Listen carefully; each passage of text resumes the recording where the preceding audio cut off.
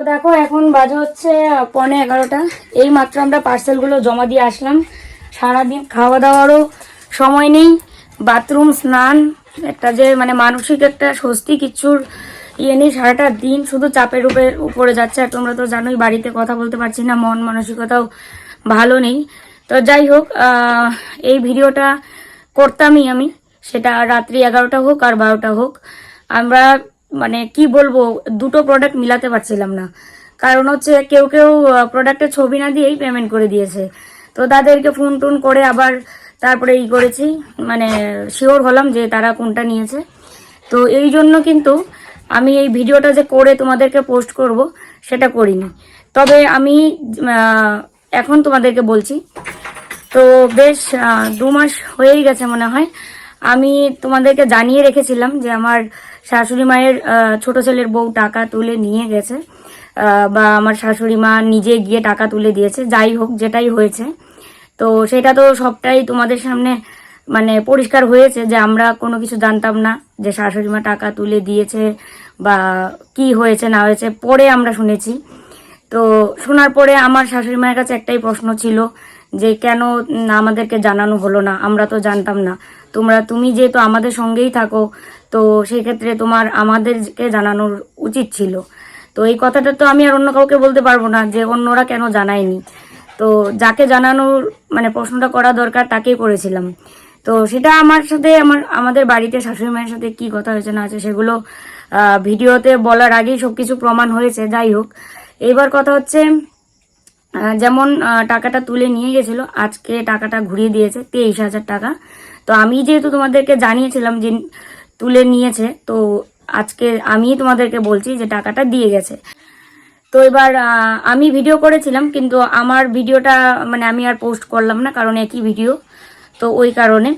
তো যাই হোক, এটা তোমাদেরকে জানানোর ছিল। এবার শাশুড়ি মায়ের 23,000 টাকা যেটা দিয়ে গেল, এবং আমাদেরকে যেটা দিতে চেয়েছিল 5,000 টাকা, সেটা তো শাশুড়ি মায়ের কাছেই আছে। তো সেই 23,000 আর 5,000 টাকা হয় 28,000 টাকা। তো এই 28,000 টাকা শাশুড়ি মা নিজের ব্যাংকে নিজে রাখবেন, এবং আজকে তো শনিবার, কালকে রবিবার, হয়তো ব্যাংক বন্ধ সোমবার পর্যন্ত। সেই টাকাটা ব্যাংকে জমা রাখার যে মানে ভিডিও বা জমা রেখেছি বা ভিডিও কি বলে ব্যাংকে রাখার পরে যে স্লিপ, যেটাই হোক তোমাদেরকে শেয়ার করবো। সেটা কারো মাধ্যমে শাশুড়ি মাকে ব্যাংকে পাঠিয়ে টাকাটা ব্যাংকে রাখা হবে, এই আর কি কথা। তো এসে কাপড় চোপড়ও বদলাইনি যে ভিডিওটা করে দিতে হবে তোমাদের, কারণ এখন 11:15 বাজে, এই আর কি। আর আমাদের মানে দুয়ারের সামনেই এসেছিল, মাওই এসেছিল সাথে, মানে মানে শাশুড়ি মায়ের বিয়ান। তো মাইমা এসেছিলেন জন্য ঘরে আসতেও বললাম। আর তাছাড়া কেউ মানে আসলে তাকে ঘরে বসতে দেওয়া এটা একটা ভদ্রতা, ঠিক আছে? তো বসতে দেওয়া এবং চা খাওয়ার কথা বলেছিলাম, তো চা খাইনি। আর আর মানে একটা কথা কি, বারবার পুরনো কথা তুলে কোনো রকম তর্ক বিতর্ক ঝগড়া করার কোনো ইচ্ছে ছিল না। কারণ কেউ যদি আমার বাড়িতে আসে, তার উপরে মানে বাড়িতে বলতে বাড়িটা অবশ্যই তাদেরও, আমি সেই বাড়ির কথা বলছি না, আমার ঘরে যেহেতু এসছে, তো সেই ক্ষেত্রে বারবার পুরনো যে কথাগুলো হয়ে গেছে, যেগুলো কথা নিয়ে প্রচুর কাটাছেঁড়া, আমাকে ছোট করা বা বিভিন্ন কথা, ঠিক আছে? তো সেগুলো আমি নতুন করে তুলতে চাইনি। সেই কারণে কিন্তু আমরা চুপেই ছিলাম দুজনেই, যে ওরা যেটা বলছে তারই উত্তর দিয়েছি শুধু। তো এটা তো মানে আজকে অনেক কিছুই ক্লিয়ার হলো। আর সব সময় আমার এই কথাটা শুনতে হয় যে শাশুড়ি মাকে আমি জোর করে আটকে রাখি, যেতে দেই না কোথাও, বা চেপে রেখেছি যে যেতে দিচ্ছি না। তো উনি যে নিজের ইচ্ছায় যেতে চান না বা নিজে যাওয়ার কোনো মানে ইচ্ছে প্রকাশ করলো না, সেটা আজকে সবার সামনেই তো হয়েই গেল প্রমাণ। তো এটাই একটা ব্যাপার যে সবার সামনে একটা কথা হওয়া আর আলাদা কথা হওয়া, তাই তো।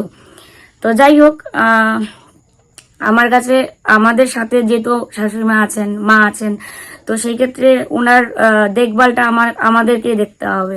এবার আমাদের সাথে থাকলে ভালো মন্দ দেখার দায়িত্ব অবশ্যই আমাদের, ঠিক আছে? তো এই কথাগুলোই বলার ছিল, যেহেতু আমি তোমাদেরকে জানিয়েছিলাম টাকার ব্যাপারটা, তাই আমি আবার তোমাদেরকে বললাম যে টাকাটা দিয়ে গেছে।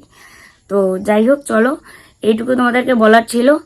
আর আমার ক্ষেত্রে আমার যেটা মনে হলো যে সব সময় সব কিছুই জানি, ভিতরে কি মানে কি কথা শুনতে হয়েছে বা কি সবসময় কথা ওঠে, তো সেইগুলো কথা বারবার তুলে মানে কোনো রকম তর্ক না করাই ভালো। মানে সব সময় সব কথা সব জায়গায় বলা যায় না, তাই তো। আমার ঘরে লোকগুলো এসে তাদেরকে বারবার আমি ওই পুরনো কথা তুলে যদি করতাম, তাহলে নিশ্চয়ই ভালো ছিল না। তো এই আর কি। চলো তাহলে আজকের ভিডিওটা আমি এখানেই শেষ করছি। যে যেখানে আছো ভালো থেকো, সুস্থ থেকো। Good night.